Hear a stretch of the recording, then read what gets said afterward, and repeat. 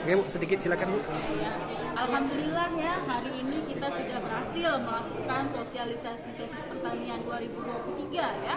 Intinya kita ingin memajukan tekad ya secara bersama-sama, berkoordinasi secara bersama-sama seluruh lapisan masyarakat agar mensukseskan ST 2023. Dan pada kegiatan ini juga banyak sekali kegiatan lain yang juga kita sertakan ya, seperti tadi MOU dengan fakultas, 2 fakultas, kemudian juga dengan pondok statistik, dengan desa-desa, dan juga dengan pihak awak media gitu.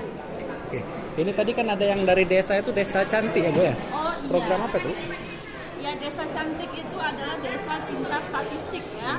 Kita mau membina pihak desa agar mau memajukan statistik di desanya sendiri. Sehingga perencanaan di desa itu nanti semuanya berdasarkan data statistik, sehingga sangat membantu desa dalam perencanaan daerah. Oke, berarti apa-apa aja yang harus dilakukan desa itu untuk jadi desa cantik itu? Oh iya. Jadi kemarin kita memang melihat kesiapan desa ya, seperti aparatur desanya apakah melek IT, kemudian kesiapan aparatur desanya apakah mau kita bina ya untuk menjadi desa cantik. Akhirnya dari 295 desa yang ada di Aceh Tengah, terpilih 6 desa cantik yang menurut kita cocok dan siap untuk dibina menjadi desa cantik. Ini ke depan ada lagi program desa cantik ini atau hanya 6 ini saja yang? Ada Pak, jadi sebenarnya desa cantik ini hanya percontohan saja yang 6. Maunya pemerintah semua desa menjadi desa cantik, sehingga perencanaan dari bawah yang diinginkan oleh Presiden ya bisa dilaksanakan oleh seluruh desa. Oke.